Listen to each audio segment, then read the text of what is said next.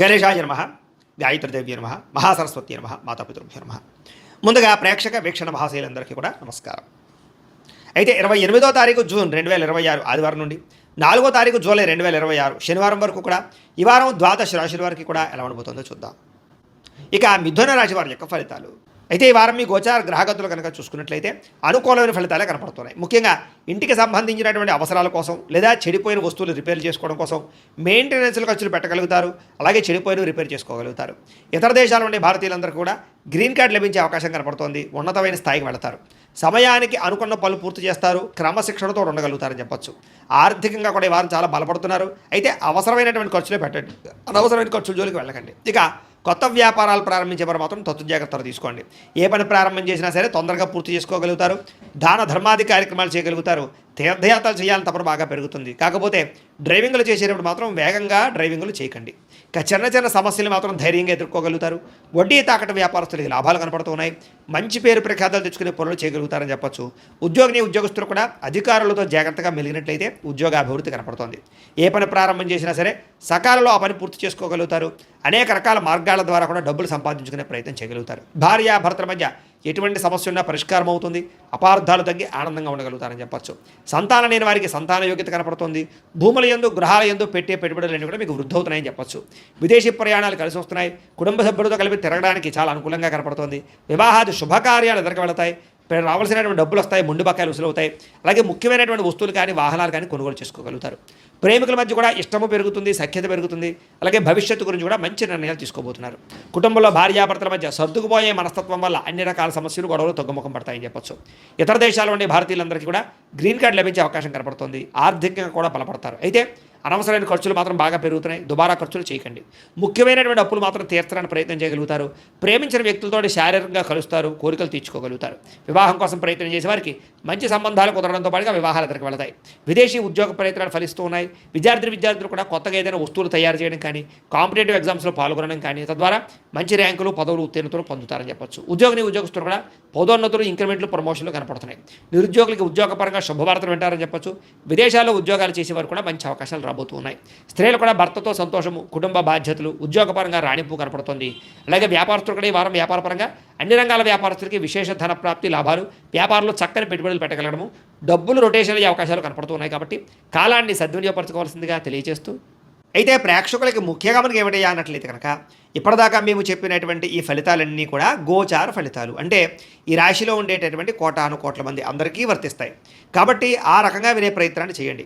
ఒకవేళ మీ పర్సనల్ జాతకం అంటే మీకు ఒక్కరికి ఎలా ఉందో తెలుసుకోవాలి అన్నా, లేదా ఏదైనా సమస్యలతో ఇబ్బంది పడుతూ ఉన్నా దానికి మీ date of birth, time, place of birth, మీ పేరు మా వాట్సాప్ నెంబర్కి మెసేజ్ పెట్టినా లేదా మాకు ఫోన్ చేసినా కూడా మీ జాతకం ఎలా ఉందో చూసి చెప్పే ప్రయత్నాన్ని చేస్తాము. లేదా ఏదైనా సమస్యలతో ఇబ్బంది పడుతూ ఉంటే కనుక వాటికి పరిహారాలు చెప్పడం కానీ, లేదా పరిహారాలని మా పీఠంలో ఉండే బ్రాహ్మణుల ద్వారా ఈ రకంగా జపాలు అని, ఈ రకంగా మండప ఆరాధనలు, ఈ రకంగా అభిషేకాలు, ఈ రకంగా హోమాలు నిర్వర్తింపచేసి వీటికి సంబంధించినటువంటి పరిహారాలు కూడా మా పీఠంలోని బ్రాహ్మణుల ద్వారా చేయించే ప్రయత్నం చేస్తాం. కాబట్టి మీరు ఎవరికైనా సరే సమస్యలతో ఇబ్బంది పడుతున్నా కూడా మమ్మల్ని సంప్రదించవచ్చు అని తెలియజేస్తూ, అలాగే మీరు ఎవరికైనా సరే పూర్తి జాతకం ఈ రకంగా పుస్తకం రూపంలో కావాలన్నట్లయితే కనుక దానికి కూడా మీ date of birth, time, place of birth, మీ పేరు మా వాట్సాప్ నెంబర్కి మెసేజ్ పెట్టినా లేదా మాకు ఫోన్ చేసినా కూడా మీ జాతకాన్ని మేము ఈ రకంగా రాసి ఇలా కంప్యూటర్లో డీటీపీ చేయించి ఈ రకంగా పుస్తకం రూపంలో బైండింగ్ చేయించి ఈ పుస్తకాన్ని మీకు కొరియర్ ద్వారా పంపించే ప్రయత్నం చేస్తాం. ఇందులో మీ పూర్తి జాతకం అంతా కూడా రాసి ఉంటుంది. చక్కగా చదువుకోవచ్చు. ఇది మీకు జీవితాంతం ఉపయోగపడుతుంది. కాబట్టి మీరు ఎవరికైనా సరే ఇలా పూర్తి జాతకం పుస్తకం రూపంలో కావాలన్నా కూడా మమ్మల్ని సంప్రదించవచ్చు అని తెలియజేస్తూ, అలాగే ఇంట్లో డబ్బు నిలబడకపోవడము, ఆర్థిక ఇబ్బందులు, రుణబాధలు, వ్యాపారాలు సరిగ్గా సాగకపోవడము, ఇలాంటి సమస్యలతో ఇబ్బంది పడుతూ ఉంటే కనుక అలాంటి వాటికి ఇలాంటి ధన జన వశీకరణ యంత్రము అని ఉంటుంది.